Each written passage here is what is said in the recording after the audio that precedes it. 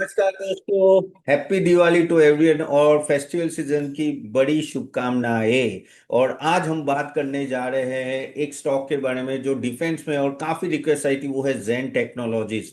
जेन technologies आपको पता है जिस तरह से डिफेंस सेक्टर में परफॉर्म कर बहुत ही अच्छा परफॉर्म कर बहुत ही अच्छा रिटर्न भी दिया है। अभी ये अपने टॉप से नीचे आ रहा है, तो क्या करना चाहिए स्टॉक के बारे में वो बात डिटेल में करेंगे। आपके कोई क्वेश्चंस है जरूर कमेंट बॉक्स में डालें। I do answer that question, या तो हम लोग उसका वीडियो भी बना देंगे। ये सभी वीडियो जो हर रोज देख रहे हो वो आपकी रिक्वेस्ट के बेस पे ही है। चलिए जेन टेक्नोलॉजीज के बारे में बात करते हैं। तो जेन टेक्नोलॉजीज जैसे हमें पता है ये जेन सर है। मैं जेन टेक्नोलॉजीज ओपन कर लेता हूँ जरा। तो जेन टेक्नोलॉजीज के देखते हैं तो अगर आप देखें तो स्टॉक ने, अगर हम लोग 10 साल का वो मिलने के, तो ये पहले तो 85 80 90 चल रहा था, 21 वो बढ़ के ऑलमोस्ट आप देखिए कहाँ तक चला गया था, 2500 तक। और अभी ये 1400 रुपये के आसपास है।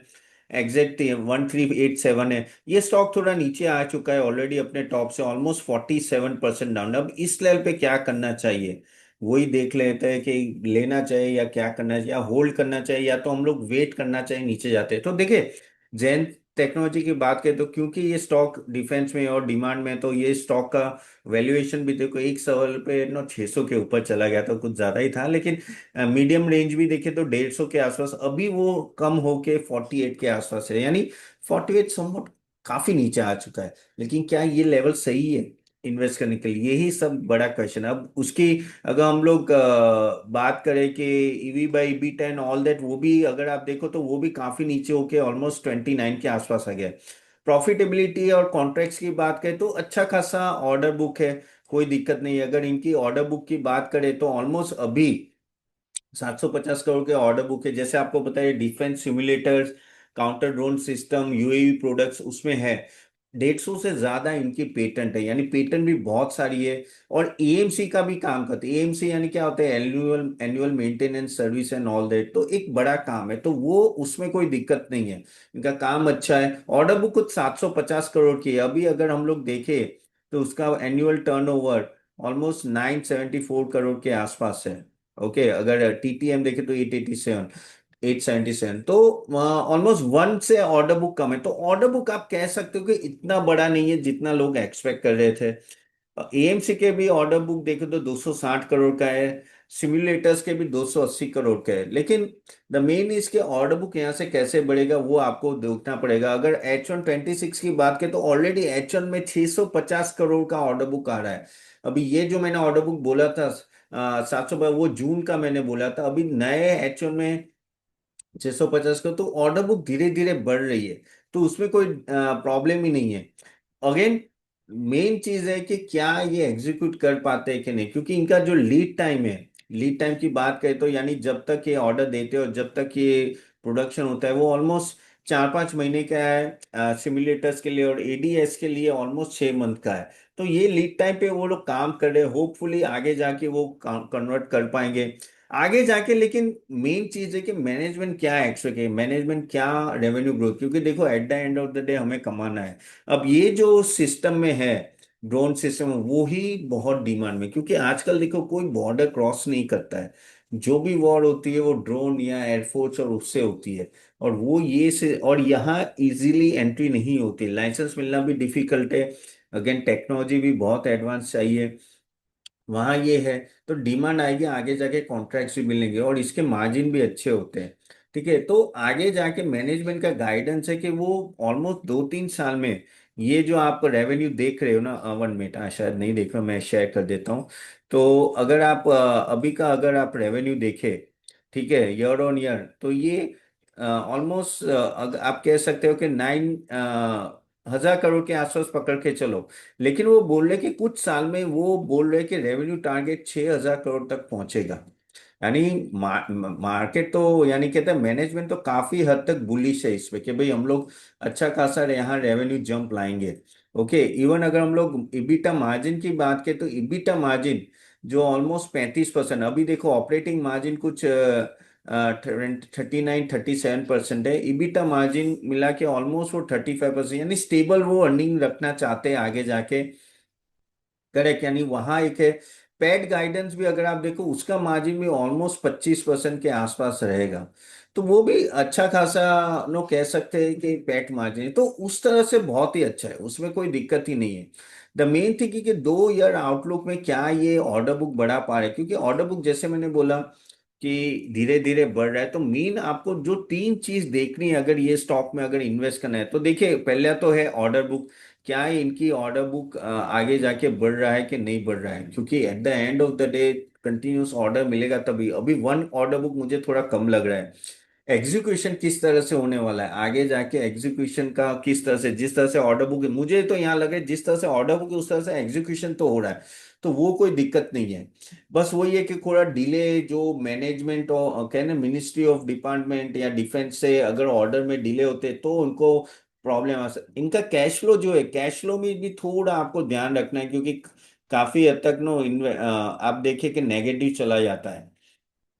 तो कैश फ्लो भी किस तरह से वो हैंडल कर पा रहे हैं वो एक देखना होगा। और लेकिन कमर्शियल लॉन्च ऑफ यूएवी और टीसा और इनकी जो म्यूनिटेंस यूनिट से अगर वहां से होता है, अगर वो लॉन्चेस हो जाते तो इनके लिए बहुत ही पॉजिटिव रहेगा। सी ओवरऑल स्टॉक ने परफॉर्म अच्छा किया, तो ये स्टॉक गिरा क्यों है? स्टॉक गिरा है अपने वैल्यूएशन की वजह से। जैसे मैंने बोला कि जैसे बहुत ही हाई पी था तो वो धीरे धीरे स्टेबलाइज हो रहा है कहीं ना कहीं। आप बोलोगे तो तपन इसका पी होना कितना चाहिए? देखो अभी ये ऑलमोस्ट 49 है मेरे हिसाब से, जिस तरह की ये टेक्नोलॉजी, इसका पी कुछ 35-40 से के पास होना चाहिए। और अगर इनका रेवेन्यू कुछ 50-60% से ग्रो होता है नेक्स्ट कुछ साल में, ओके, तो वो अचीव कर सकते। प्रॉफिटेबिलिटी भी आपका 35-40% से ग्रो होना चाहिए, तो जाके आप 35-40 के पी पे सस्टेन कर पाओगे। क्योंकि देखो अगर जैसे ईपीएस बढ़ता है तो फिर 27 के ईपीएस के हिसाब से वो 40 पे आ जाता है। अब आप बोलोगे तो अपन ईपीएस बढ़ेगा तो फिर पी भी बढ़ेगा बढ़ेगा, लेकिन आपको देखना पड़ेगा पी जिस प्रोपोर्शनेट से बढ़ रहा है, क्या अर्निंग उससे फास्ट भाग रही है? अगर उससे भाग रही है तो कोई टेंशन नहीं है। जो यहाँ चांसेस पूरे हैं कि ऐसे होने चाहिए। आप बोलोगे क्या तो अपन इस लेवल पे लेना चाहिए, क्योंकि अगर आप देखो तो प्रॉफिट ग्रोथ देखो 3 साल का 141% है compounded profit growth. Sorry, sales growth 141%, profit growth 411%, और 3 साल में भागा भी बहुत है। ठीक है, तो आपको आपको बोलोगे कि अपन इस लेवल पे लेना है कि नहीं, वो मुझे बताओ।